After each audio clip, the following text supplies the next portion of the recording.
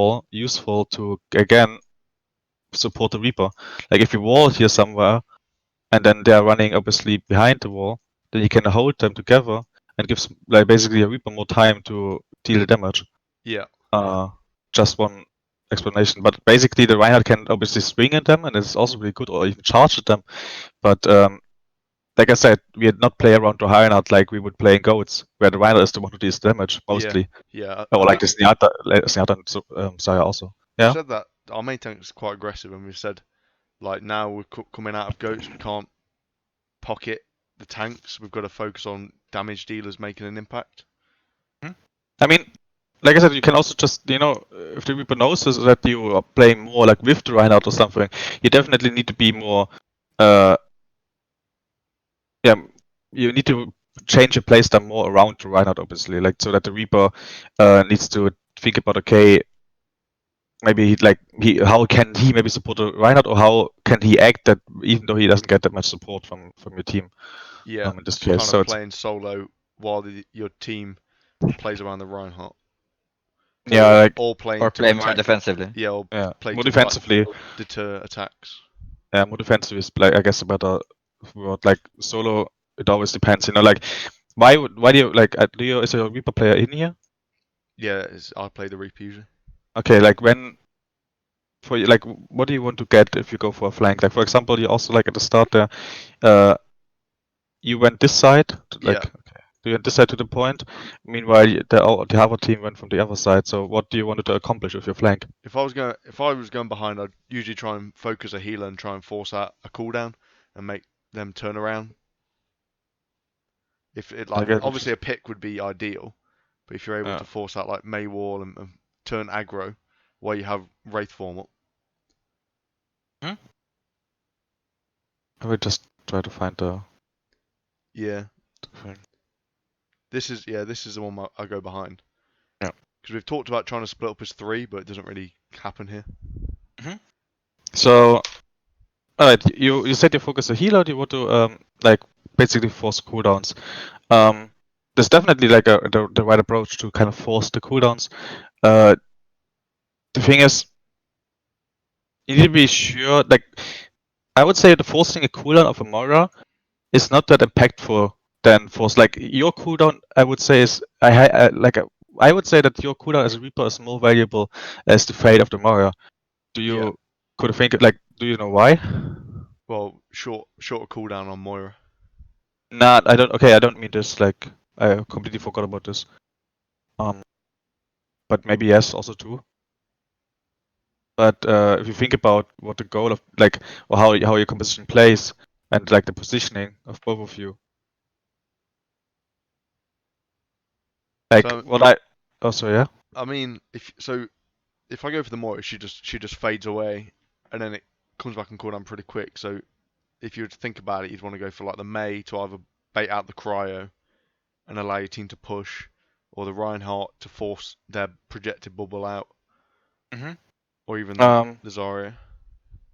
Yeah, like you'd want to try that. Obviously, like this would be the better cooldowns like for Mei and Reinhardt, or like Zarya in this case, or like also Orisa, Fortify, and some other cases are like the more valuable cooldowns. But I would not like yes, but I would say more like the Moira cooldown is less valuable because even after she uses Fate, you are not like in general you have no follow up on her. Yeah. If for example, if you let's say it again like a Reinhardt or Orisa, if there's in this case you force the bubble or like the Orisa Fortify, then she's in front line and you can follow up on this on her because she doesn't have a cooldown. If Moira uses Fate, it's a nice information. It's obviously nice that the cooldown is out, but you don't really have follow up. She's still valuable after she uses the cooldown. Yeah, but so you want Mei is not. You want the availability to get a kill after the cooldown. So it's kind of what the kind of cooldowns you'd call. So obviously you'd call that projected bubble's been used, but you won't necessarily call that Moira's fade. Yeah, that's true. Not only that doesn't have to be always a kill. It's just like an advantage at some point. Yeah. And obviously, what they also can do is like as soon as you have no raid form, you need to be playing more defensively. Yeah. And this, if you think about trading it for the Moira, is not much. But it's more like if you think it's also more about what you said the second time is that you not only like try to force cooldown and stuff, but that they turn around. This is like really important. Like I still think it's the best idea to go for the Moira because it's just she will always be like, or the healers in general are obviously in the back line. And if you can harass them, they will not be able to like especially Moira will not really force you out that much. So they have to. The Mei is the one, or maybe a Zaya or anybody else needs to turn around also to force you around. That means if you harass the Moira, she cannot heal, and then she also needs to call for help from some of them to turn around. Yeah. And obviously, if you get a pick on the Moira, this would be amazing. So I still think it's the best way to force out for the Moira. But your plan with going for the flank is mostly getting the attention from the enemies. Yeah. Because the moment you have the attention from enemies, it just opens up space and opportunities for your team. So if I were to flank and make the call, hold off the push until their Mei turns around, then immediately speed in when their Mei turns around, because then you've got the wall advantage. Yeah, this is like maybe you'd like I'm talking really in general. Like here's really with this choke, obviously yes. You know, you need them to do something about this Mei because you can't just wall off everything. But if you think about like a flat area, like without any chokes or something, it would be also doesn't really need to be like you. It doesn't always need to be that you're the first one and that you kind of disrupt them, so they turn around on you. Like you're the flank first and then the team push can also be the other way around. That your team in general like push them so that they have to pay attention to the front line, and after this you push as a second one. Okay. So you split their attention then. Yeah, exactly. With your shadow step, and they have to like react on your thing, and then obviously they get a natural advantage just of reacting onto them. Yeah. So yeah, So there's like you're putting strain on their comms then, really. Yeah. So like, it obviously needs to be communicated, but that's what you want to get with the flank, and to force their attention to split. Yeah. You should probably call for a flank like a bit For before. example, yeah, definitely. Like, it's not always the best idea to go for a flank, and in this case, I think it's completely fine. Why can I not skip? Oh, okay. Oh, now it does. Okay. For example, now what I also saw is that you just a personal thing. You just fade away way too early. Like you're still. Yeah, There's still full 100 HP. The Mei is not even looking at you, so you cannot really get frozen. And what else can harm you? Maybe like the Reaper is shooting at you, but like I said, you have full HP, so don't panic. Yeah. You actually almost could have killed the Moira there. I know, yeah. I got a low and then kind of thought, because she's low, they're all going to turn around. Yeah, but I mean, I think you still had like 6 bullets left, so you could still try to shoot the Moira in this case. Okay, yeah. Try to get a kill. Yeah, then the wall is not optimal. But like, I want to go away from like this personal like things and more like the big picture. Yeah. After, like I said, okay, after this you want to engage with the wall. What does your is your Mei player here in the voice chat? Yeah. Okay, so what do you want to accomplish with your wall? Like, what is your main goal? If you use let's talk about walling in general. How can you use your wall? Let's say first we say offensively.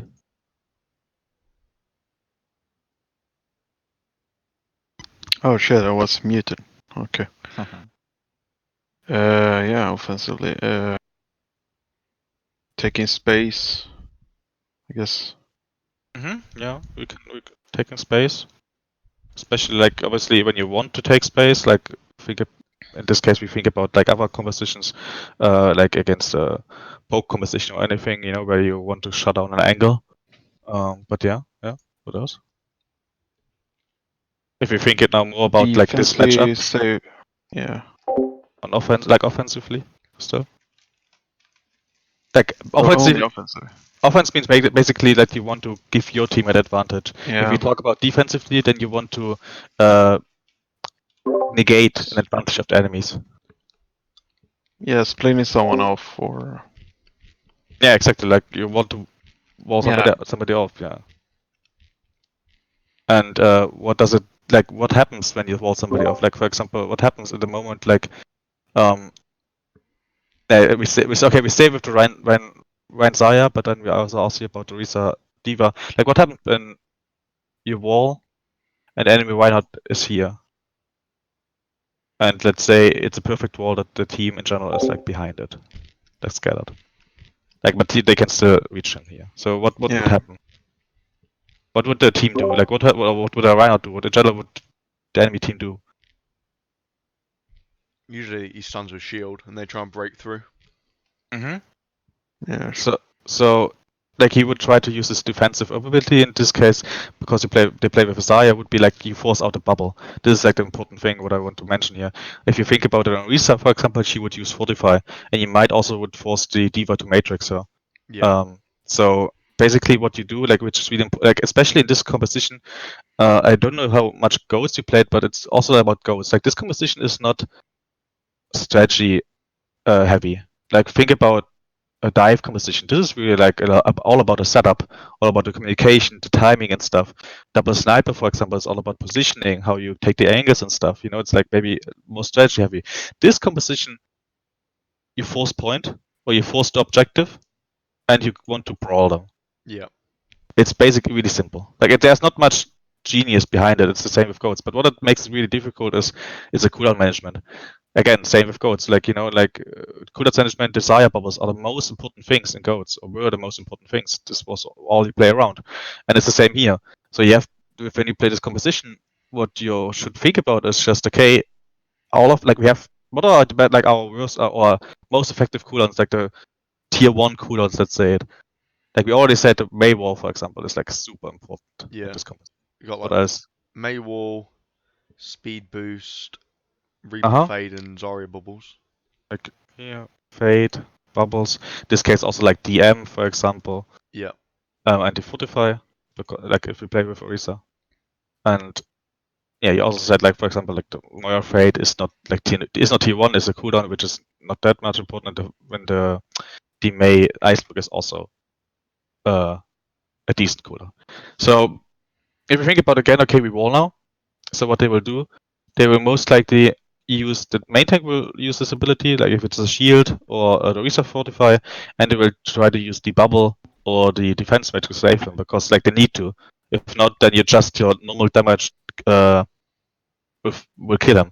Yeah. Like in general, also maybe do you ever hear of this concept, like auto attacks, or like in general like attacks, or ability like like your mouse left basically, which attacks or like abilities maybe also without cooldowns. With this you want to force out cooldowns, and with the cooldowns you want to force out ultimates. So, for example, if you just attack an Orisa, just attack her, then you force out Fortify. Yeah. And this gives you more value because attacks have no like attacks, you can reload. Just it's the only thing that limitates the attacks, but nothing else. Like a cooldown is with seconds, and obviously ultimate with ult charge. So it's a really good trade for you if you can force out an ulti and it's cooldown just with attacks. And now let's think about what you force with the May wall. Like how's the trade? We wall here, use the wall cooldown, and how many cooldowns do we get from the enemy team? Like 2 or 3. Exactly 2. Like at tops 2, maybe even 3 from the healers or something, or like maybe Moira wants to fade here. Like it definitely it's a trade in our advantage. Like we get at least 2 cooldowns. Yeah. For us, and also like just with auto attacks, obviously we can threaten to kill them, so we maybe even force more cooldowns. So yeah, May is a May wall is a really strong ultimate, really strong ability. But not only like going for the kill, it's like it's not only obviously when we wall somebody, we want to push him to again pressure these cooldowns, but in this case, for example, the wall was in the point. And if we all commit on this too hard, then they can just still wall us off, and basically we were too greedy. We tried to get the kill on this Reinhardt, who still had like Desire Bubble, who has his shield still. Yeah.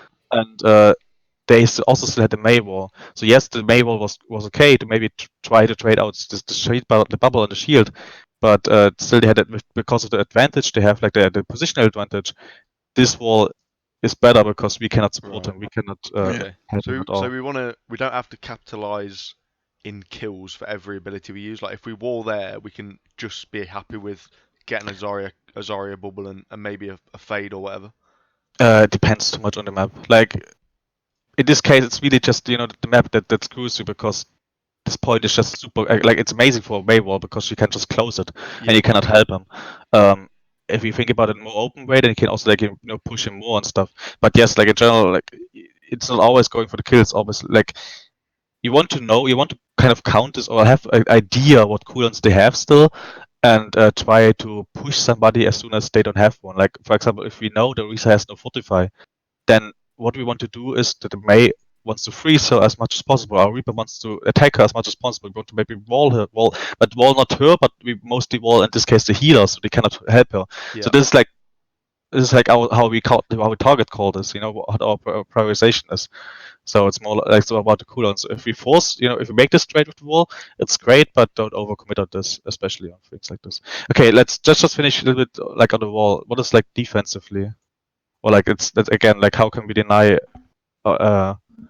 the enemies to get an advantage? I mean, Well, that's if they basically what they use- did. Like, Yeah. their wall in this fight. Okay, like the counter wall, but I would say Yeah, yes, but like if yeah, they okay, use yeah. abilities, we can wall. Yeah, so to- the counter wall, yeah. Obviously, in this case, you can also argue that this wall was offensively to trap somebody, Yeah. But yeah, like in general, okay. Anything else if you think about like not only think maybe also about the mirror matchup or like that much, also like about our compositions. Deny follow up. Mm-hmm. Like yeah, like basically to counter the enemies, yeah.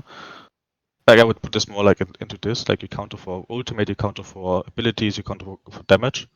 We use a wall quite effectively where we like kind of wall opposite to theirs. So like going for a choke, we do that quite well. Where we like just wall the opposite way so they can't just wall across the choke and trap half the team. Yeah.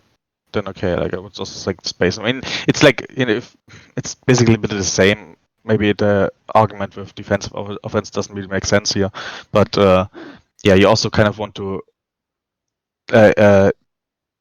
deny potential, like deny basically an advantage they might have with the position.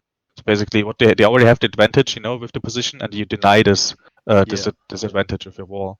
In terms of our Zarya bubble, because a lot of the times we get the call to use our Zarya bubble aggressively. So would you say it's better to save it and use it defensively? Desire bubble? Yeah, like rather than pushing with the Zarya bubble, you hold it and wait to use it defensively. I actually haven't really thought about that much about Zarya because I usually see the Orisa Diva. But again, what our goal is in general is to support the Reaper. So it really depends on if the Reaper, like a Zarya bubble is definitely like this is as a defensive cooldown. Yeah. Like at all. Like so you can obviously use it to push with it, but it's like you use it and you defend your Reaper with the bubble, so you doesn't need to put this use this cooldown, or the Reinhardt doesn't need to start shielding shield. So I guess if you call this like defensively, then yes, you can. This is like why you want to use it, or you can also obviously wait if you know they have that advantage, like a Blizzard, for example, that you want to hold it and want to deny this is ultimate with cooldowns. Yeah. If you think about it again, like attacks, cooldowns and ults, and if you can use a cooldown to deny ultimate, it's like super much value. Yeah. All right. Let's just keep watching for now.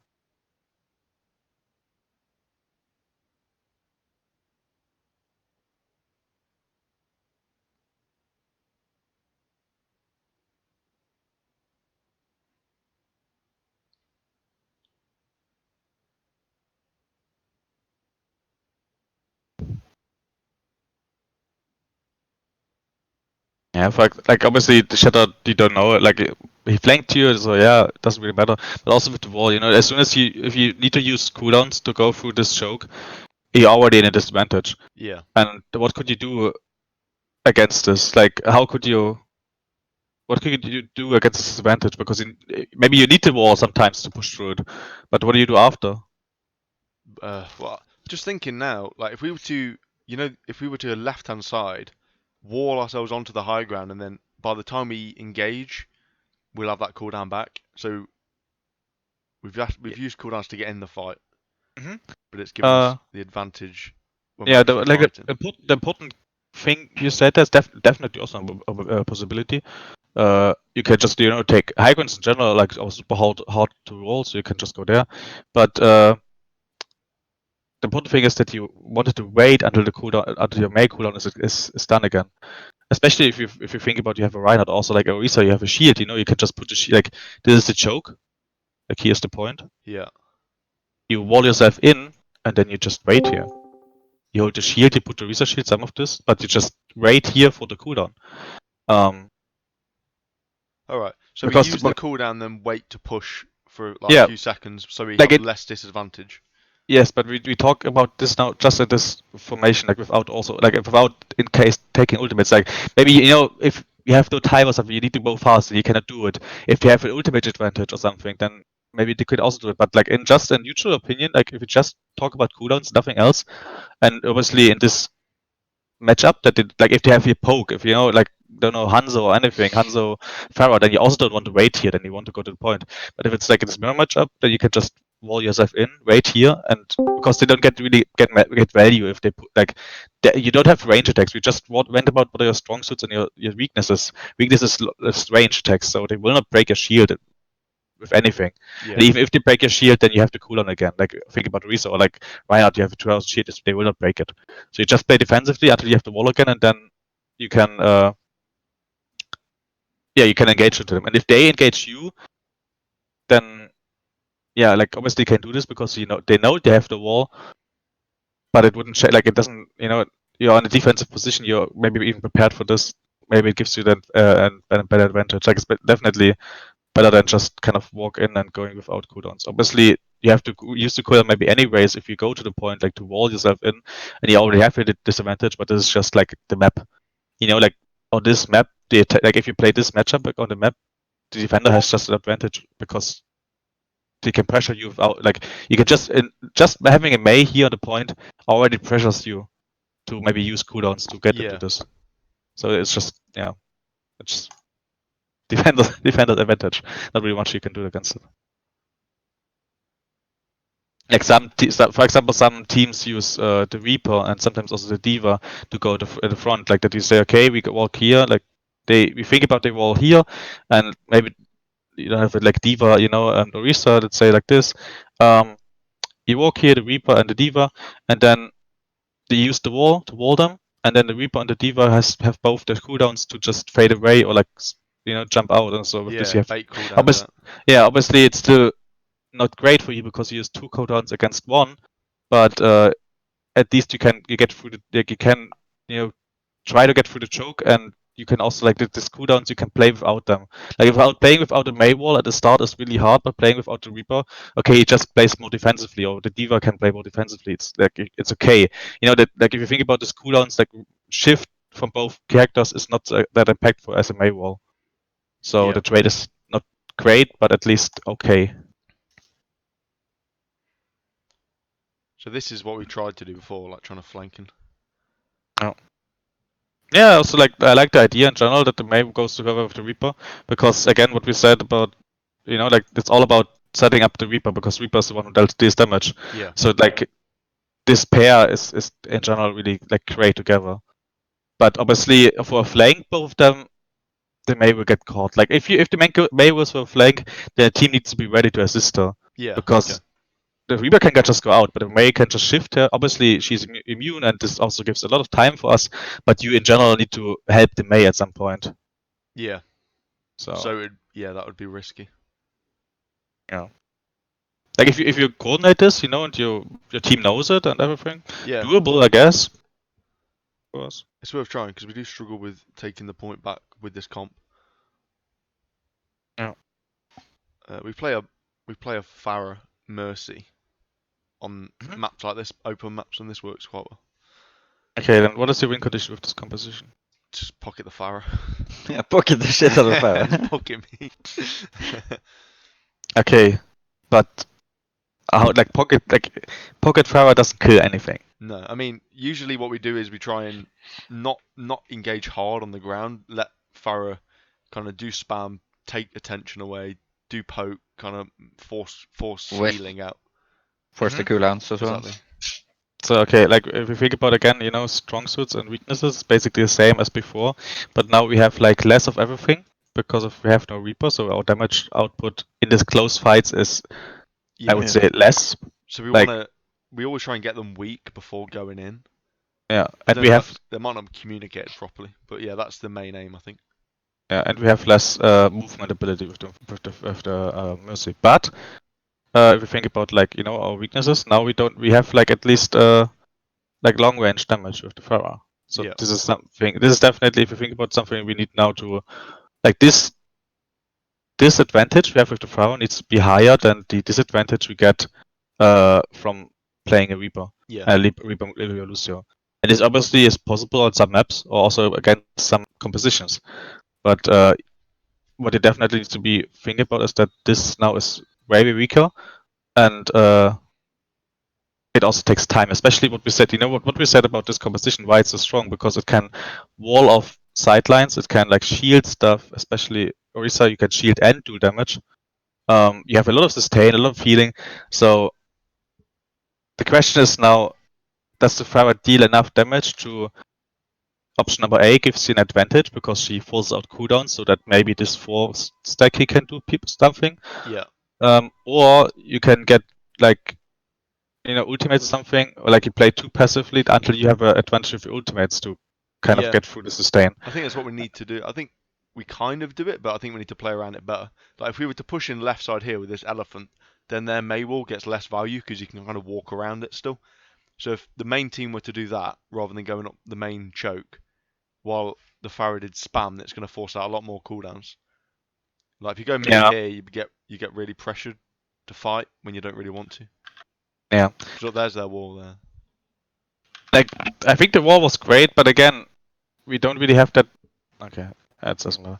We don't really have that much of a follow up with our Pharah because she obviously like the Reaper deals more damage close up than the Pharah, and it's scary. Like you just need to really make sure that you really play super slow. You can also like even going that far aggressive, it's not possible, like you already said. Yeah. So being slow's the key play.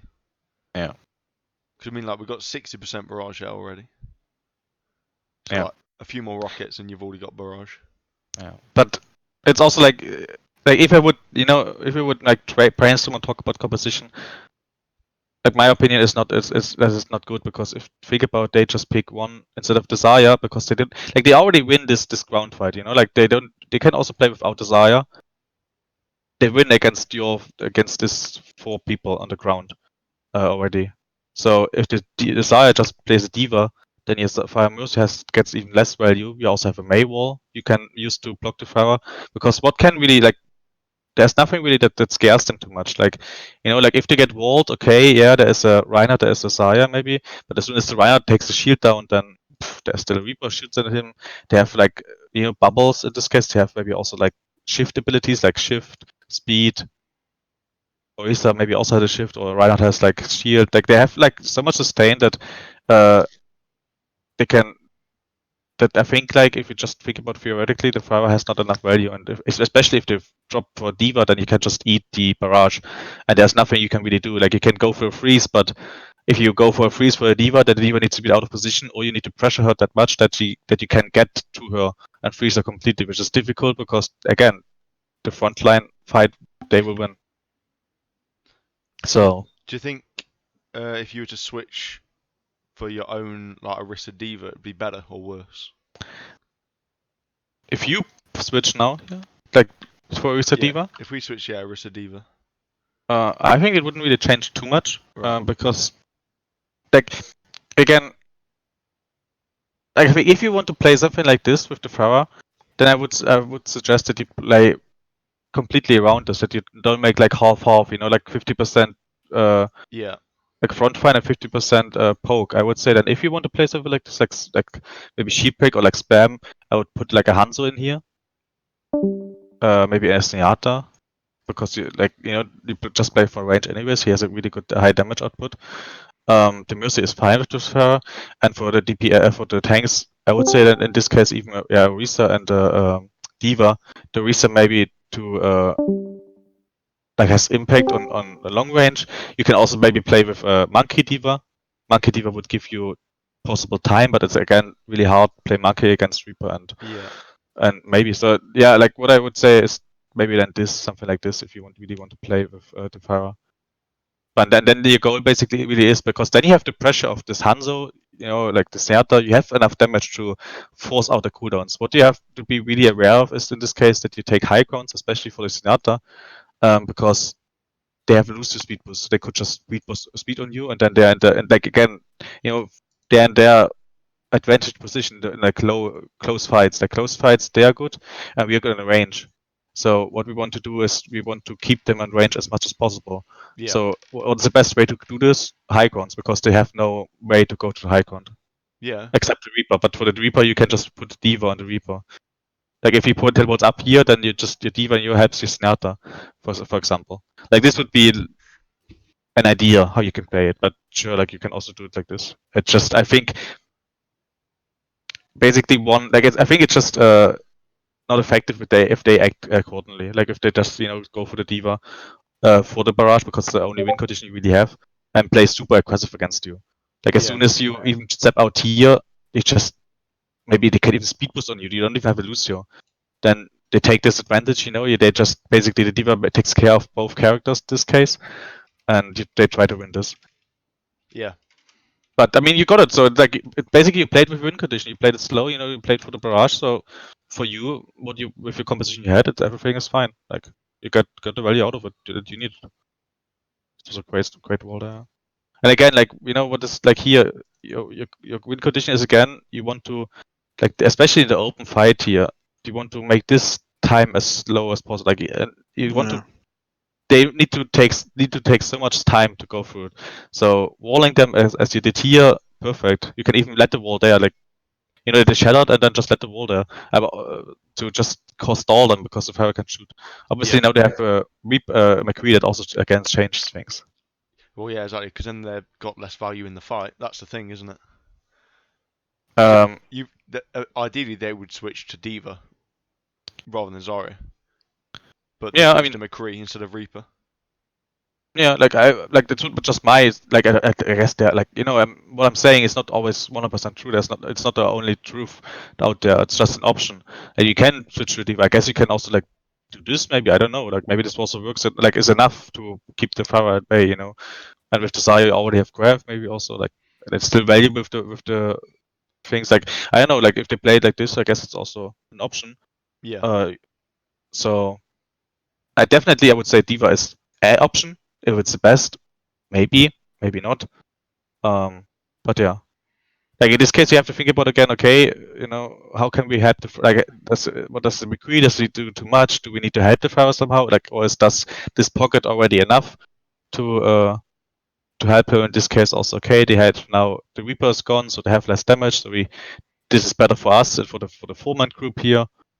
It's better now.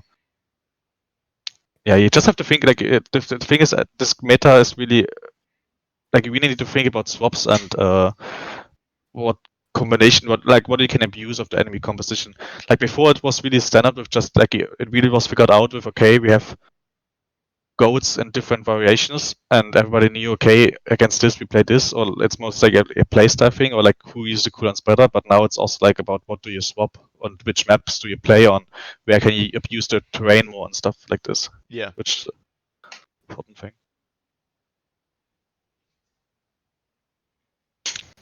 So yeah, let's go back from maybe for another map where we play something different. Or do you have any questions to any other composition or anything else you want to? Yeah, this map we played double sniper kind of thing.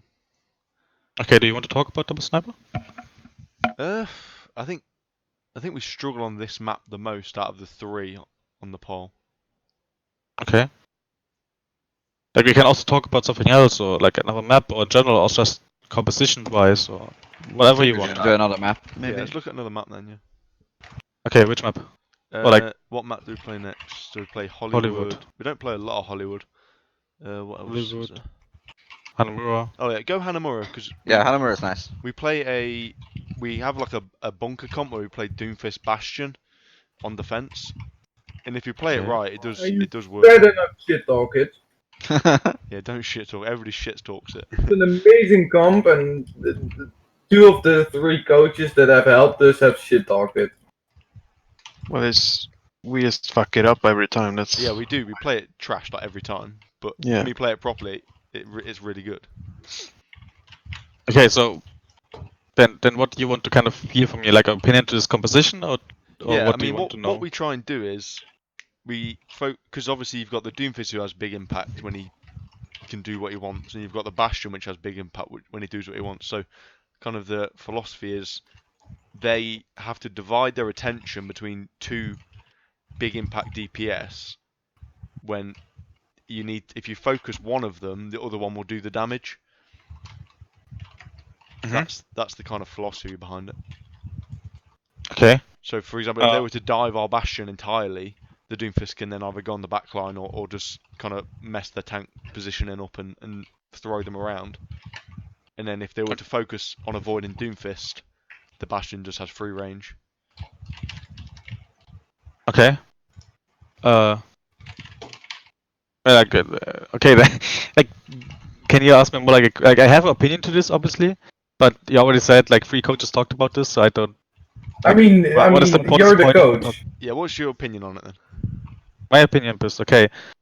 Like if you just look at the heroes again, you know, and also asking about synergy, it's like a little bit similar to what we have with the Pharah and the 4 people now again. Like we have obviously the Risa, like you know, like strengths and weaknesses are like we have like a bunker formation, obviously like low movement, like weakness is movement. Also from the Bastion, from the Baptiste, from the Orisa, like all of these things. And we have like high damage. Like again, consistent damage. We have a good defensive setup.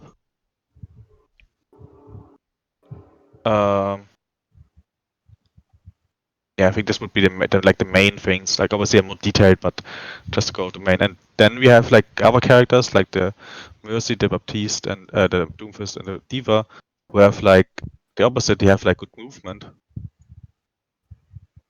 but they struggle in consistent fights. Like they have like they have movement and they have good burst damage.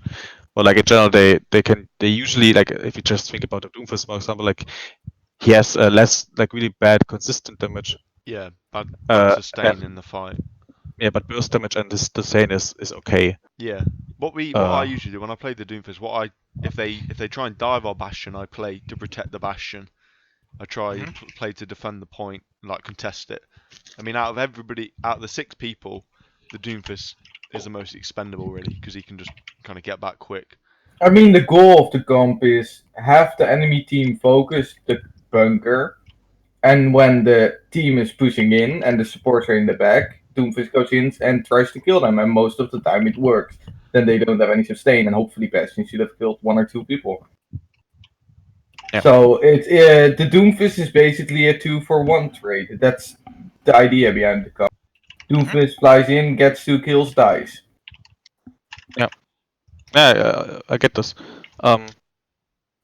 Like my opinion about this is like what the biggest problem I think you see and what is like always like the obvious thing is the synergy between this, because as you see, the win condition between this, like the win condition you have from this that the character usually want to play with and get supported from, is different, because the Doomfist likes like this short fights with like high burst damage, and the Bastion wants to have like this consistent thing. And now it's the question, okay, like I think it's a good defensive composition, especially because with this you have like what do you want to always do? Like I don't know if you talked about this at some point, but attack compositions, defense composition. Like a defensive composition needs to be wide, so you're good against dive. You're good against shield break. Yeah. And all of this, you know, you're good against a lot of things, like but good. Yeah. So you don't have to switch. Yeah, and what an attack composition, or like in general, like what a composition is that has a closer spawn, and 2CP, for example, it's a difference that, like, yeah, we'll just talk about this. Like, the attacking competition also wants to be good in one thing, like, but they want to be great in this. So they want to abuse your weaknesses, Yeah. like, but just only one. Like, for example, if you're playing, I don't know, let's play you play dive as defense, aggressive dive. Then they just pick everything that counters your dive composition, like Brick, McCree, you know, things like that are really great against this. And then with this, you can usually win. And For Yeah. example, at 2CP it changes because 2CP the defender have closer spawn, so you can, as soon as the defenders run out, you just press tab and you counter this. But yeah, like this is the concept. So I think it's a great defensive composition because it's not weak against anything, but it's not obviously also not great against one thing. Yeah. So I think it's not that bad. It obviously depends on how they play it, how you play it. We only play it on control. Don't play it on like hybrid or 2CP. Yeah, only 2CP. That's it. Well, we Yeah. play it on Oh wait, on Numbani. Works Numbani. really well Yeah. on Numbani. Yeah. Numbani Only first is really point though. good. Yeah. Our first- main switch to problem first is point. that we don't move. Yeah, we don't do quickly. the rotation we have set. On Hamnamura, they almost always use Sim and TP, and we're just sitting there and doing absolutely nothing and giving them 1 free tick, then 2 free ticks, and then we're dead. Yeah. That's our main problem. If we can improve that, then it should be a lot better. Because the problem we have is by the time we don't want to rotate when they're in position, because if we displace our Bastion, he's more susceptible to damage. Mhm. So we need to be quicker, I think, on our rotation. If we see they have a sim, we need to turn towards the point and be ready to burn the point. Yeah. So Or like a different setup. We can set up like on the thing above it, above where we're sitting now on the edge, because there's a window just around the corner. Mhm. We could try that next stream. yeah, like No, we actually can't. I think Why not? No, the Bastion can't get up It's there. too slow, We tested yeah. it. I mean, it needs to be like a quick rotation. It needs to be something where we can literally just like turn 90 degrees or whatever. And be in a better position. on the higher thingy, we can just go around the corner to the window, set up there, and we cover the. What you mean? Yeah, Like The out only the problem is that we're doorway? not gonna be able to get up there. We with- can't get up there. No, we tested. We spent like 15 minutes trying to get there and back with a sim, but you can't. I mean, it's just about if we can work on stopping. If we can rotate the If we Bastion. can rotate quicker, we Yeah, can. if we do can just some like stuff. turn our shield and maybe get our Bastion in a better line of sight, and then contest the point. We could set the Bastion closer to the edge. Yeah. And Okay. then just turn the shield. Because if we just turn the shield, I mean, then, yeah, but then we still have the same problem. Yes, we cover the point, but Diva will just get melted as the only person on point. yeah. But I mean, I can contest as well. It takes like all your abilities to get there quickly. Yeah. I mean, if I were to go back off the roof Yeah, and go okay. to that window, and then kind of jump in and alternate with the Diva. Maybe you could, as Doomfist, you can go closer to the spawn so you can actually see what they have, so we can plan faster. On True. Polskaya, the top right high ground, we just cover the point easy. So it works better there. A Diva could also do it, yeah. Diva could do it also, yeah. And then rotate. Scout, yeah. We wouldn't even have to rotate. We could just make the call and say, right, when they go point, we need to move our shield. So we're actually like prepared for Yeah, 5 exactly. seconds Rather instead than of like 1 second. the second it happens, everybody going shit, rotate. I mean, if we see the sim out of spawn, we can just move onto point. Yes, we That's give true. them a lot of space, but we cover the point. Yeah, I mean, we've got a rotation for EMP, so we could just use that same rotation. And It's have such a long rotation to go to points. It's You not, give them a it's free stand up and tick. walk. No, if we The if we see EMP they have a rotation sim- is to go inside, right? Yeah, if we see they have a sim, we just drop off the high ground and go to the corner. Of Yeah, okay. But you said sim. I mean, somewhere rotation. That's going Yeah, inside. it's the same thing. No, No. it's not in there. It's on the point. Whatever. Let's use the same one. There's a video of it. We could maybe figure out another one as well. Yeah. It's just quick to do that as well, because you can literally Yeah. just get up, walk to the corner of the point. I mean, we could also like set up, the stairs we can see there? Like in the middle of the point. No, that's not a good position. You want to keep high ground. And the stairs on left side Yeah, of point. We won't have a are back to us, I think. But that's not a good position. Okay. So with the whole conversation, I think you also realize what kind of the problem, or the obvious problem of this composition Yeah. is, and what we also kind of signed up here. The problem is that as soon as they abuse one of these things, let's say option number 1, they abuse like your setup, your defensive setup, or like in general your movement. As soon as they abuse your movement, and for example dive you, then they have a lot of burst damage. They can pressure the Bastion and stuff. The question is Doomfist in this case the best character to defend him, to defend the Bastion? Or is maybe a McCree builder or a Brigade or something like, okay, Brigade you cannot play it, but like for other characters that maybe make a better job in this case. And I would Reaper, definitely say, maybe. or like a May even, or like a Reaper, yeah. Like things like this, what like is Doomfist the best choice is always a question. If you think about, especially about May, what is also really effective here against Dive, in this case, I would say Doomfist is just not the best character to defend the Bastion. Even if you go for like, let's say they have a Cyber Dive like Ana Lucio, Genji Sombra, then they can also hack the Bastion, like the damage is gone. And after this, like, Then it's still Doomfist's job to go for the Ana. yeah, okay, No, but but- the Ana gets supported from the Lucio. So Luke if you, could because dive with them. we have played May Bastion on Paris, and that's worked well. Yeah, but we also played on Lunar Colony. We played May. Yeah, and denied. And you especially walled with off the their sim. teleport. Yeah, you just wall off the So teleport we then should as well. we should try that. Okay, yeah, we we'll have to try try May that. next time. Yeah, it's like I don't really like. I don't want to like change the comment. Just I want to just make you see what the kind of the problem is, or why maybe also like a lot of players or coaches thought it's if not they good. dive our Bastion, I feel like we can defend against that because we've got Immortality Field, and if we use that cooldown properly, it buys us a good 5 seconds. I mean, I drop from the high ground with a charge rocket punch Like- whoever's closest to the wall. So it's Yeah, like, like I said, we've been like- playing a lot of Sim yesterday. Maybe we could use like Sim Bastion and TP the Bastion away when Yeah. we get dove or something like that. Like you can figure this out, like also without me. It's just like what exactly you want to play. I also said like defensive com needs to be good against a lot of things and not great against one thing. And the Doomfist maybe is not great against dive, but it's good. Maybe it's enough against dive. It's better But, against Dive than the comp they're playing right now.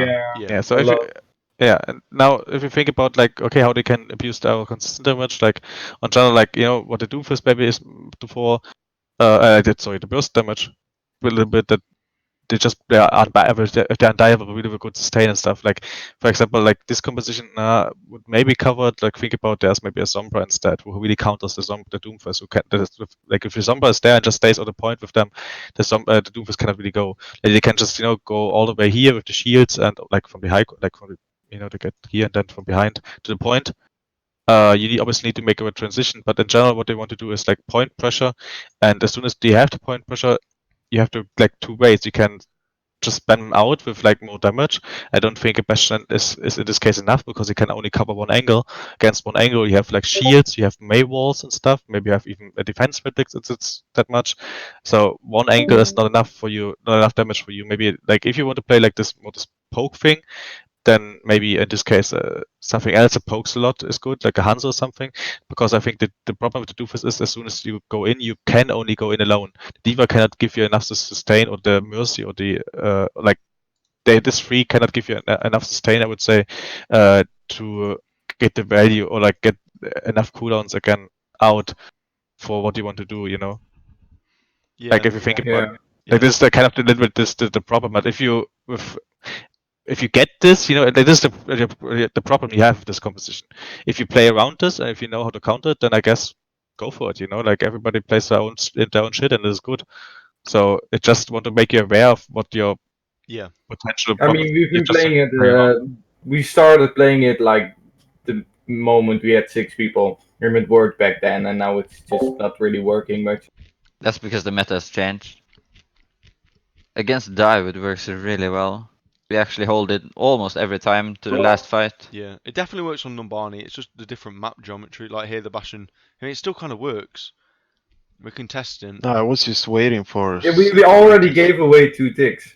Yeah, it doesn't We were too late already.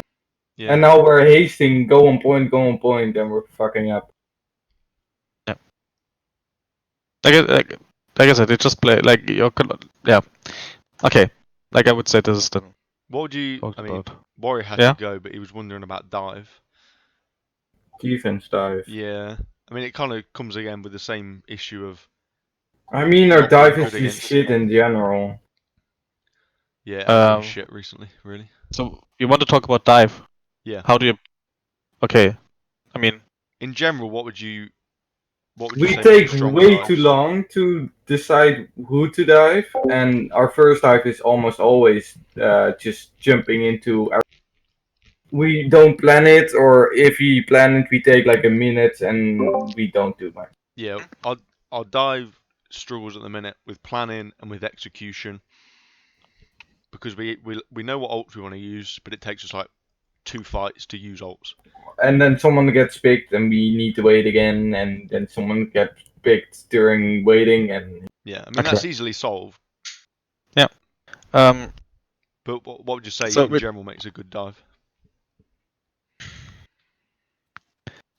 the timing is the most important thing in the dive. Okay, The timing of the damage that comes in. because I mean That you type- Sigma's quite a good dive tank. Like he's weak to dive. Wow, yeah, like he would obviously not be the primary No, target it for a wouldn't be the dive, target. No, but you would play around him. Yeah, like it's like what the good thing is about like obviously you avoid the shield. Like it's the same with Orisa. You avoid the shield, you jump over it. Orisa, it's like shield tanks you should play like especially like Orisa Sigma plays with poke with poke. So you avoid the strength like I don't know how to say it. Do you ever like if this is the start? Yeah, and this is kind of the win of a general Overwatch fight, like not composition wise, just super general. What would be like always the first thing you do in every Overwatch game from the start? That the game starts, and what would you do S- with your what would you do? compositions? Look what they have and kind of match up Mhm. win conditions. Like you have special rollouts basically. So from the rollouts, you already said you come to this. Like what happens after the rollout? After you, like you said, okay, you get like information. What else do you do? Start poking. Setup, I guess. Poke and positioning. So this is like how was it called? Oh, I forgot the English name. Like there's a special name for this. I forgot it right now. But yeah. What language what do you co- speak? I'm German. All right, use them. Where are you? Don't you speak Yeah, German? it's fine. It's fine. Like it's not that important anyways. But yeah, like this is what it's all about, like positioning, poking, and stuff. Yeah. This is like what is after this? Like how do you what happens after You you poke after you initiate. get information? And like you engage. Yeah, this is. But how you come from poking to an engage? What is the trigger? You identify your target and you coordinate your attack together. But yes, that's true. But this doesn't trigger like when what triggers your dive? Like if you know that you want to dive this guy, you said already the timing is one thing, but think about now. Think maybe about the Sombra. Yeah, like use of cooldowns, bad positioning, half HP, So stuff like that. yeah, okay, exactly. And what all of this together are like basically you have opportunities. Opportunity, yeah. You have opportunities, and especially in the Sombra Genji or like in the Sombra dive, the opportunity is obviously the hack. Like it's mostly the hack that you like your Sombra basically forces an opportunity for you, which would be a hack target. So this would be your opportunity in the Sombra Genji dive. So then how obviously you come from like you kill things. So you get from engagement to kill things, and then you win. This is the thing. Yeah. And just like for a quick thing, what is the ideal? Like where do you want to play at if you have the Reinhardt, Zaya, Reaper May composition? Like where are you the most comfortable? Which of this Up close. it means? What do you mean? Like in which phase? Like if it's like this is one Oh, phase, I would the say, engagement. and this is one phase. Yeah, like here, like this is the Ryan Zaya thing. Yeah. In this case, you maybe even like you don't even look for opportunities. You just go for the point. You put pressure. Like you kind of basically you just skip this whole poking Yeah. information positioning thing. While so most like a of double the time. sniper would be better looking for poke and Yeah, position. exactly. Every composition that is around this, for example, would be they want to play and poke. They want to negate the engagement. They never want to engage. They just poke them away. And with this poke, they obviously want to force the enemy team, if they play Ransaya, for example, that they never get to this engagement, right? So this is the win Yeah. condition of this. So if we pick about dive now, where would it be for dive? The engagement again. Exactly, engagement. That means for us, especially no poking.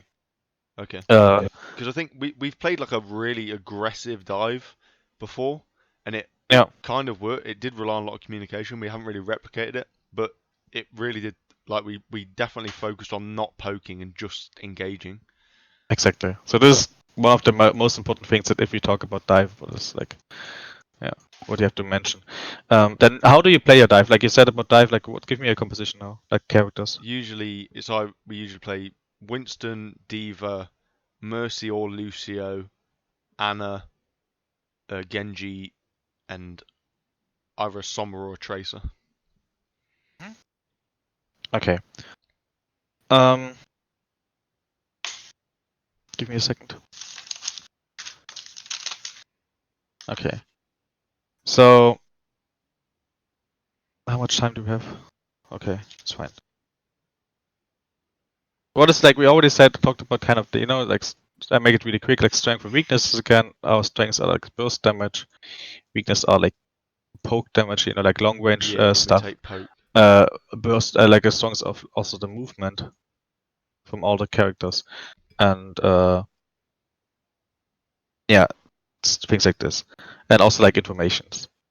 Especially if you play with the Sombra. Well, the Tracer can also do it, but the Sombra is even better in gathering informations like positioning and stuff. So we really want to wait in this, in this area. We want to wait here. We don't want to poke, but we want to gather informations and stuff and position ourselves to react on this information. This is really important. So we play this. Like it's usually aggressive dive is we play it kind of slow. Like, or at least how you want to learn it. Obviously, if there's opportunities, for example, like somebody else out of position, then you play it fast and you want to capitalize on this opportunity. But in general, the information needs to be gathered first. Yeah. Yeah, exactly. Then we have the thing of the burst damage that you want to use. And what I said about timing is that burst damage is only good if you time it correctly. Because if you just go in and you burst somebody down to 50 HP, and then they heal them up, and you burst them then again down to first 50 HP, you get no value. And meanwhile, a Hanzo just shoots the whole time the same amount of damage, and he will not get a second chance, basically. Yeah. If you jump in, this guy isn't dead, then so it has to be well timed. Yeah.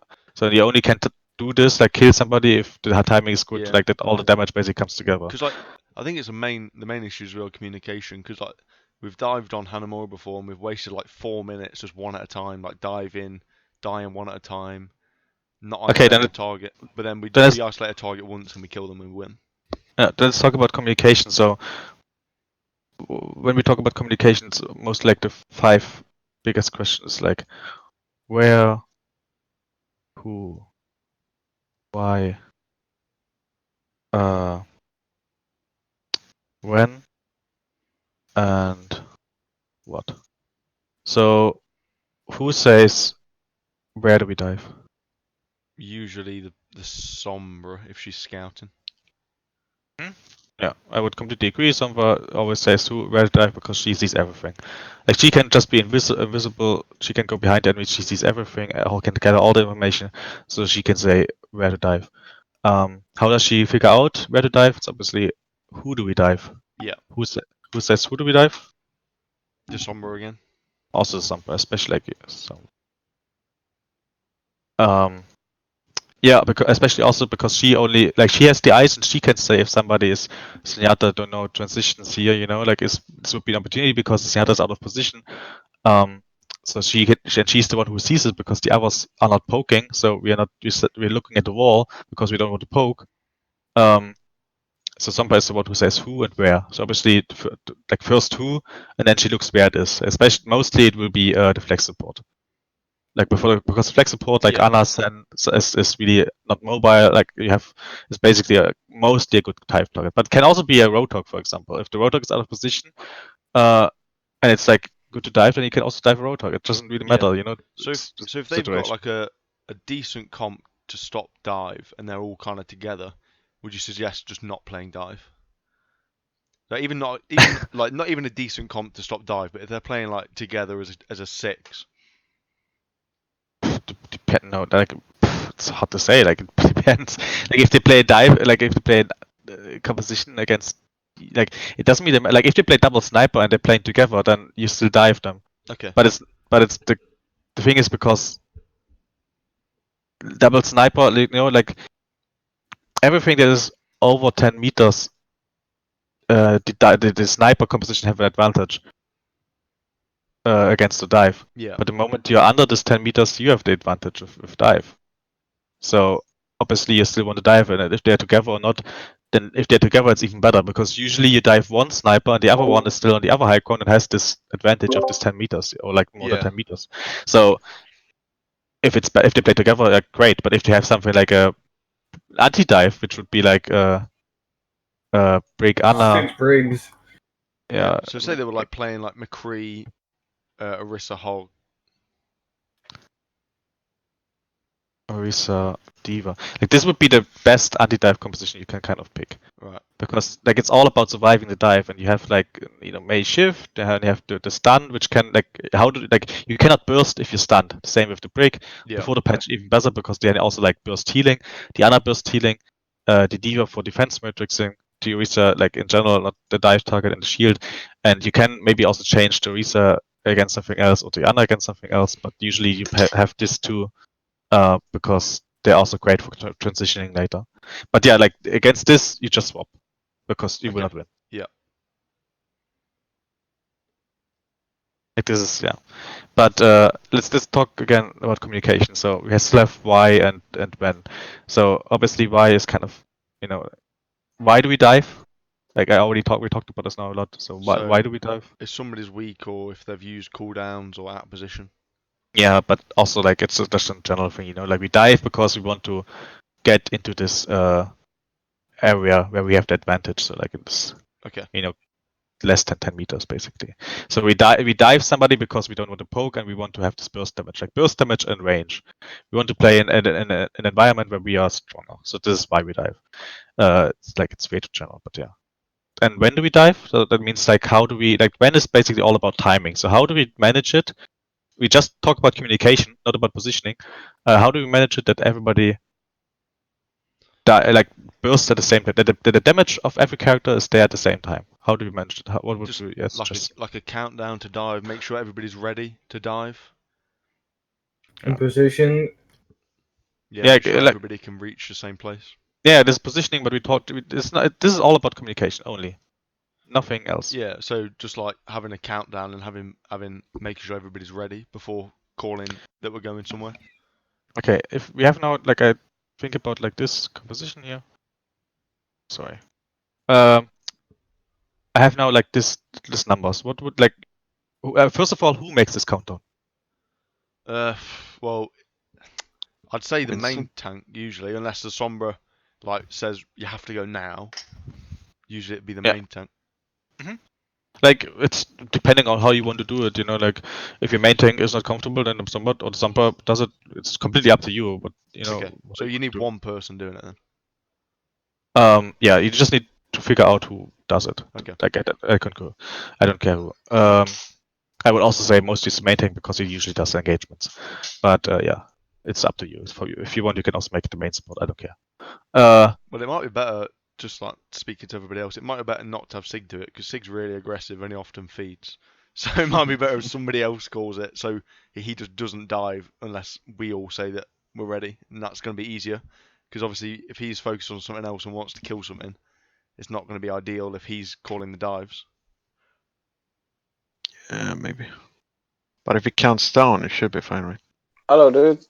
I heard my name. Hey, Sig and Are talk. you watching this, dude? Did you get the link? I was watching it before. I can't seem to access the link anymore because I'm off my PC. Gold ping. But I'm recording it anyway, so you can watch it back. Okay, yeah, but I was listening to the dive discussion anyway, even if I'm not watching. So if we... yeah, you guys saying I shouldn't call it. I don't think I should call it either. To be fair, I think maybe Sombra should call it like when she's in position. I was thinking about this the other day. Okay, You guys- just one thing, like we can maybe discuss this after, but you know, like I just want to finish this whole thing, Yeah, sure. and then we can discuss this. okay, no. Yeah, I would suggest you that you just figure out who it does, somebody or Winston.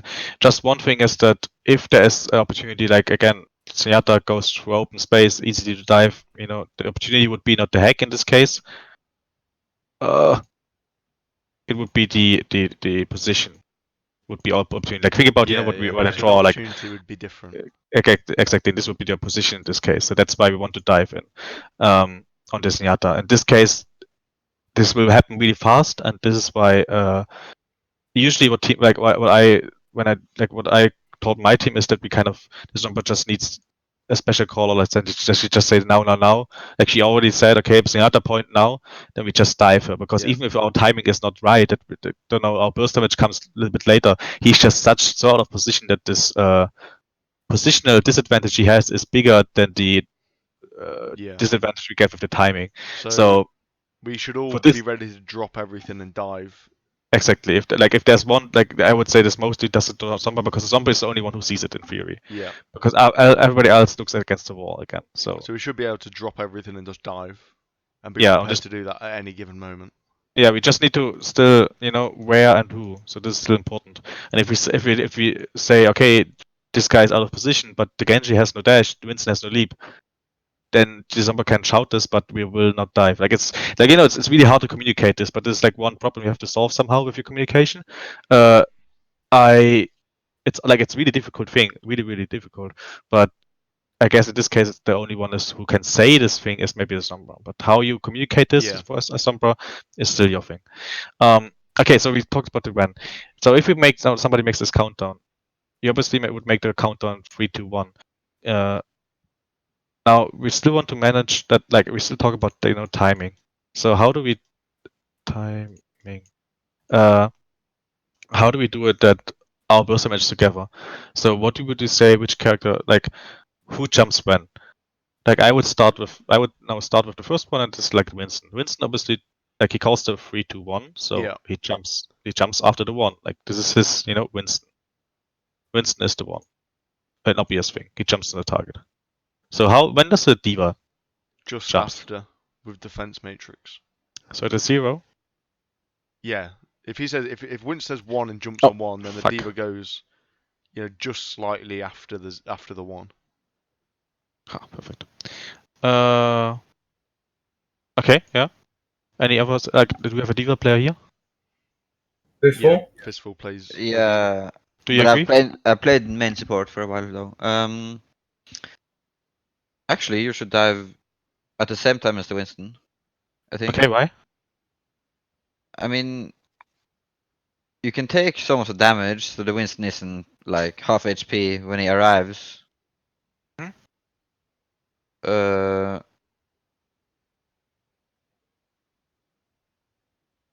like okay. I would also like what I would say is that the D.Va jumps here at the 2, and the reason is kind of what you said.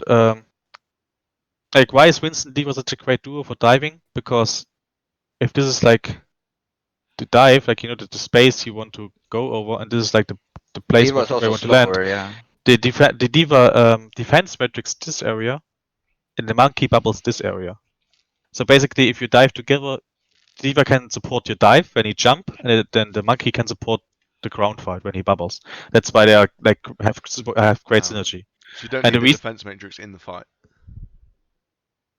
Yeah, this is obviously situational, but the most important part is obviously Winston. Like when you dive in, the damage will go on you. So D.Va wants to defend you in this case. So she wants to defend your dive, and so this is the first thing. And the second thing is like why then the 2 is because the D.Va is slow. Yeah. Yeah.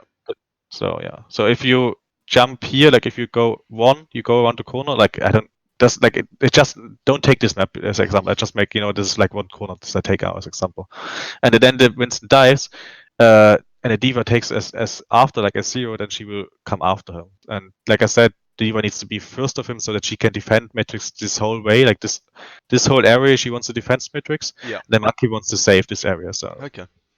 D.Va Because we've 2. never done that before, so that's... Yeah. Okay. Then the Genji. When does he is the Genji here? So, Yeah, yeah. I'd okay, say then go on either 1 or 0, because the Swiss strikes pretty much instantly. the 1 on 0. You want to be... I would think you want to hit the Swift strike as the monkey lands on somebody. Okay, yes. Obviously the Swift is like a damage. There's a mobility tool and also can deal damage. But what do you want to do? Like the damage comes not from the Swift strike. It's only mostly from the right clicks. Yeah. I mean, if I dash so what in, I you- usually do the right click melee combo after. So Yeah, in an ideal world, it's like a insta kill. definitely. But what you also need to think about is like obviously it is not an ideal world. Like I would say, like it would definitely, like I would say, yeah, like the 1 or the 0. I would also put him at a 0, but I would also just mention, like I think it's exactly what you said, with the damage wants to come, it's instantly and stuff, but also that if you're the 1, you're too early, and you're already in there, and they most likely will focus you. And what we want to do is that you're the damage dealer. So we want to make it that they don't attack you, so you can deal damage the whole time. So you use your reflect as late as possible, in the fight, so that you can still stay aggressive because you have a reflect ready. So yeah. So basically, how we can avoid this is that you just be later after them. Like even if they jump here, and then you're 1 second later, okay, it's still fine. Like your damage is the highest anyways, and it's more like it's more important that you deal damage and not get focused. And what you also want to do as Genji, if this would be like the entrance where tanks go, you always want to go for a flank. The same principle. If the tanks jump from here and also like at the 1, before you, then what the enemies will do, everybody will shoot at them. Yeah. And it is direction. So this is be like here comes damage. So you Obviously, don't we want to defense be in matrix. that place. Yeah, we don't want to in this place. We want to come from somewhere else, so we take this route because there's less. Also, Genji's dash is like shorter, so he can't go as far. Yeah, exactly. Like you just maybe also have to think about, okay, if this target is maybe here, Winston D.Va could jump that far maybe, or like walk and jump, and you can maybe come from here in this case. Side, yeah. So this is something you have to think about. Okay. Sombra. She'll be there. She's already there, yeah. Okay, but like when does she uncloak, hack, and deal damage from the timing? She wants to hack as the Oh, the D.Va hack. jumps, I'd say, because then they're splitting their attention. Yeah. But why is not good to split the attention from them in this case? Then they would focus the Sombra, and that's bad.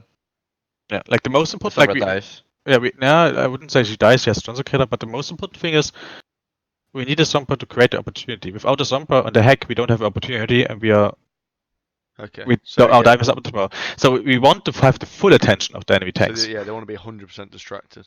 Exactly. So what we want to do is we want to put a little bit later. I wouldn't say the 2, but maybe like the 1 or like maybe even the 0. Depends really on how it is. For example, if you play against Torbjorn, you need to make it 0 because the moment the Winston shows himself, the Torbjorn automatically shoots at you, and then you can uncloak and hack them. If you do it at a 1, the Torbjorn tower focus you, and you cannot hack. Yeah. So obviously, not a lot of people play Torbjorn, but it's the same with normal people. It's like just be ready between like the 1 and 2, 1 and 0, that the hack comes through. This is the most important thing. And you also have to think about uncloaking, then you have to delay and stuff until you can do something. So that I would say like between the Sombra is here like 0 and 1, depends on the situation. Ana? Anti-nade? Yeah, anti-nade. We do have a few anti-nade spots, but in general it probably wants to follow the monkey, doesn't it? Because then it lands on at least 2 people when it hit like friendlies as well. Yeah, like we don't talk about like the reason why we use it or where we use it. We was like just about the communication. So use like, it at 1, I'd say. Okay, yes, I would like. The thing is, at 1 again, she comes with the same. In this case, the anti-nade would come with you, both you together, because the Ana cannot really take an off angle that easily, and then the D.Va could just easily defense Matrix, or maybe a Oyster Sheet can block it. Yeah. So what you want to do mostly, if it's the case, you want to try to get on the flank, and this position is not easy, but let's say think about maybe Paris, you can, first go in with the choke and then make the anti a little bit later.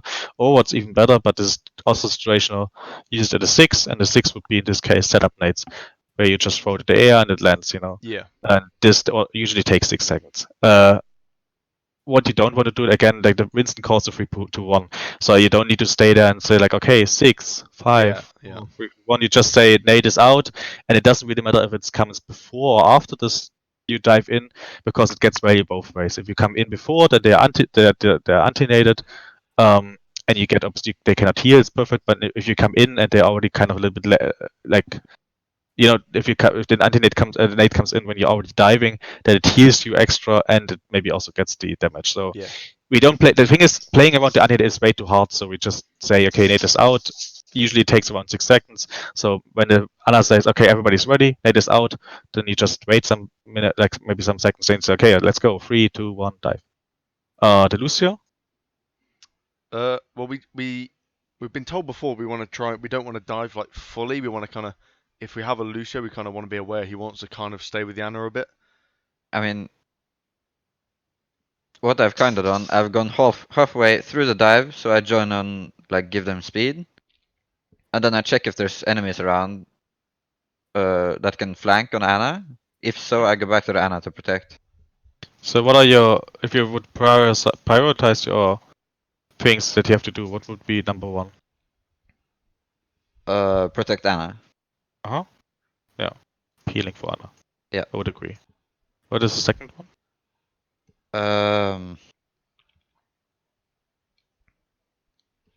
Probably speed boost the dive. Yeah, maybe. And the third one?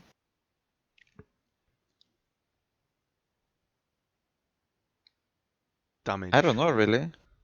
Damage in general, like damage. help the dive. You can also like just heal the dive. If they dive and you go with the dive and you heal them here, then it's also assisting the dive. Let's say like damage and assist them, and also booping and stuff, all those shit. It's kind of a trick question because this things always change depending on the enemy composition.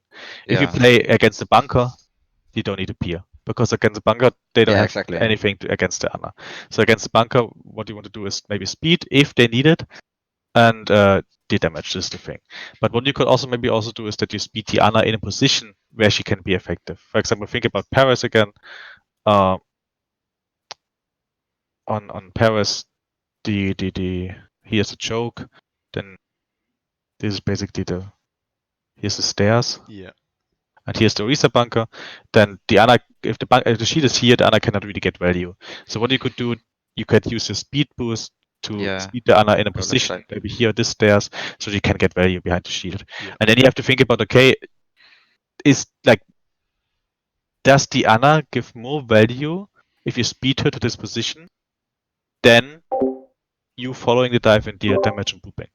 And this is just your personal or your decision. But Ana, I would just say test it. One scrim you just always support the Ana and put her in a position where she can get value. The next scrim you just ignore the Ana and she walks by her own and tries to get value, and you help him with the dive and see what is more effective. It just depends on the situation and what they play also. Again, if they play something like a counter dive or like a Winston in general, then you also always want to peel. Also like a Pharah, like anything that attacks the Ana, you want to peel for her.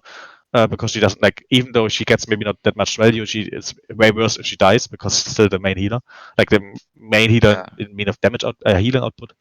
So you want to peel and speed boost. If you now talk about communication, how can you help them to help this goal? You already said the speed boosting your dive, but which number would you take? Like this is my question basically now. Like when would you speed them? Either 1 or 2, I think. Yeah, 3 the dive is finished, right? No, 3's the start. 0's like. Yeah. Oh, then it's 3 or 2. I'd say 1, because you don't want to speed the diva really. 1. Okay. It's 2, yeah. Yeah, like my interpretation is you only want to speed them if you need them. If you need it. Like if the target is here, then you don't need a speed boost because they can just jump. Like the Winston D.Va can jump with one. It all leap. depends on the map if there's like good walls to ride. Exactly. But if the target is here, then what they need to do is they need to walk here and then jump, because it's Yeah, speed like they boost want we want to cover. have the jump damage. We want to have this also on the target Yeah. and stuff. So you want to speed them basically through a choke or through an area from where they can jump, and this is mostly like the Lucio comes at a free. If we say okay, like the target is far back, but we still want to dive this target, then we use the Lucio speed boost and dive. Then Vince would say okay, we use Lucio speed boost, and then he would say free. Both tanks and Lucio look around the corner with speed boost. Tanks are 2, D.Va already jumps, you know. 1, Winston jumps. And then the 0, nobody says 0, but you know that's why but Yeah. for the Genji in his mind, 0 Yeah. would mean So once a 1's gone, then the Genji knows that he can do yeah. what he needs to do after. So I would say I would put in this case Lucio to the free. Not always, like it really depends again on the situation, where the target is. Sometimes you need it, sometimes you don't need it. And here's the Ana. But yeah. So this is like communication about dive, Yeah. basically. And obviously, like it has so many variations, like what you play against. If they play also like aggressive dive, again, in general, if this is like your strength here is your burst damage. And what I see a lot of people is also happening, especially like a D.Va or something, or like also sometimes a Winston. Again, your strength is a burst damage and not peeling. If you peel, you don't have burst damage. It means if there's a composition, like if it is a mirror composition, you play against dive against dive, then you trade the backline. And you, So you need like, to you need to have a more effective offensive dive. yeah, like the Genji and stuff, Genji Zomba are not good for peeling, they're good for killing the target. So if there's also like, if you play dive against dive, you always want to be the first one who dives, because they usually get more value. Yeah. And then you want to burst the enemy Ana in this case. This would be your target. Also for the Zomba, maybe good to know, if we dive as Zenyatta, who would you hack? Like if this is the same composition, we play against this, but they have Zenyatta instead of Ana, who would you hack? Lucio. Yeah, okay, like basically what I want to say with this is, you don't, like, even though you call out this Zenyatta as a dive target, your hack target can be something different. It can be the D.Va, so you cannot defense strategies, maybe it's Lucio, you cannot speed boost away. Yeah. Maybe also, like maybe it's the same, you know, if the Ana then sleep, like anti-nade, sleep dot, maybe it's enough, like, you know, you have to think about is who gets more value, the Ana with sleep dot anti-nade, or like the Lucio who gets speed boots away. But I just want to mention it, that a dive target and hack target are different things. Yeah, this is like just about communication, basically. Like again, ult tracking, fight planning, what ultimates we use would be a different thing, but there's no time to go over this now. Yeah. Also, Yeah, I think that's really helpful. Yeah. That gives a lot more structure, and it's easier seeing it rather than just having to know it. yeah. And again, like I just want to mention again, like from all what I said here, like the whole what review session now, don't take anything as like this is the only way to do it. This is like I would definitely is a way to do it, and I also like saw it happening. You can also look at Overwatch League where they do it. Obviously, you don't have the communication, but like the game planning, like it's just, I would say from my research, it's definitely one way to do it, but it's not the only way. So you can also change things, or maybe it's suited better for your team. You know that I don't know.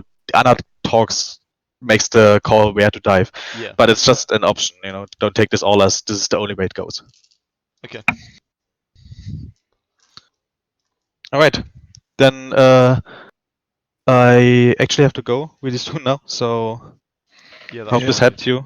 And Unlucky. Yeah, get that was some- really good. oh yeah, and if you practice things like this now, also make sure that don't get frustrated or anything if it doesn't work, because you just need time. And Yeah.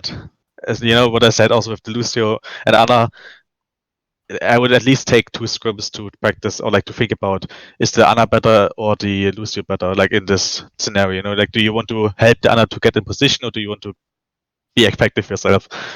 And you just need to experiment around it a little bit, and then you will just then you will figure it out. On some maps you can also do both actually. Yeah, exactly. Like it obviously, like we all spoke now about not about any maps or Yeah, compositions, exactly. so a lot of things changes, which is difficult in this part. All right, then Thank I you. leave you with this. Thank you very much, dude. Cool. Thanks, Thor. Actually Yeah. huge. No problem. If you have any questions, then you can just ask me. Like I said, I have free until I'm available until the end of the month. After this, I have to take care of my own team again. But yeah, just contact me if there's anything. Well, thank you. Yeah. Okay, nice. I've recorded it as well, guys, so you can just watch it back and get anything. All right. Back, Bye yeah. bye.